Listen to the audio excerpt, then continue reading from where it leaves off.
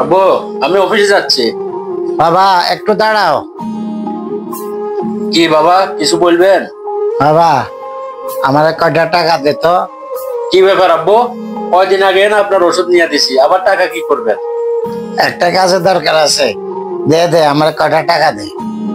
আব্বু, সব সময় তো ওষুধ নিয়ে দিই, অনেক খরচপাতির জন্য টাকা দিই, এখন সব সময় বাড়তি টাকা কি জন্য তো বুঝি না। আচ্ছা নেন। ভাইয়া আমাকেও কিছু টাকা দেন, আমি কলেজে যাব তো। ও, কলেজে যাবি?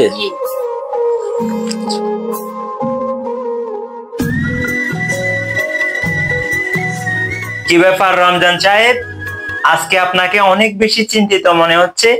আর কইেন না ভাই, এমন এক পরিস্থিতিতে আছি, না পারি নিজের জন্য কিছু করতে, না পারি অন্যরে কিছু বুঝাইতে। বিশ্বাস করেন ভাই, জীবনটা এক জায়গায় স্তব্ধ হয়ে আছে। কি ব্যাপার ভাই, একটু খুলে বলেন তো। কি আর কমু ভাই, অনেক দূর হেঁটে অফিসে যাওয়া আসা করতে হয়, তার উপরে পরিবারের চাহিদা মিটাতে মিটাতে নিজের শখ আহ্লাদের কথা যেন দিন দিন হারিয়ে ফেলতেছি। ঠিক বলছেন ভাই, আমাদেরও একটা শখ আহ্লাদ আছে, কিন্তু পরিবারে এটা কখনো জানতেও চায় না।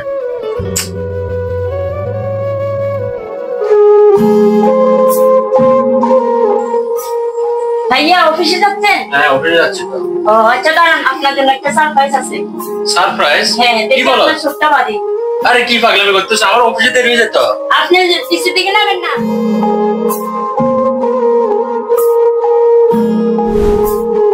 আরে বোন, আমি তো বুঝতেছি না কি পাগলামি শুরু করতেছো, আমার অফিস দেরি হয়ে যেত। আরে ভাইয়া চলেন চলেন, আর একটু চলেন চলেন।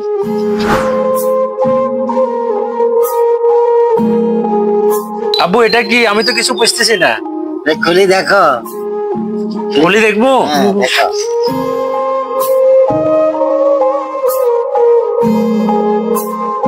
ব্যাপার কি, কার জন্য বাইকটা?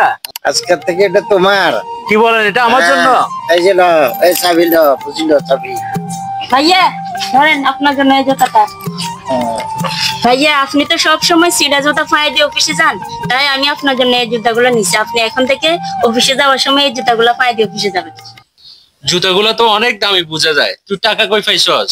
ভাইয়া আমি টিফিনের টাকা জমাই আপনার জন্য এই জুতাগুলো নিছি। আর বাইকটা?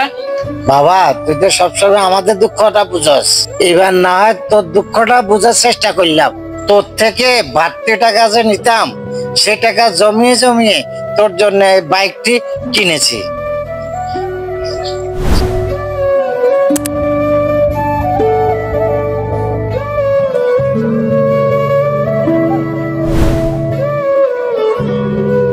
আরে পাগল কাটছিস কেন?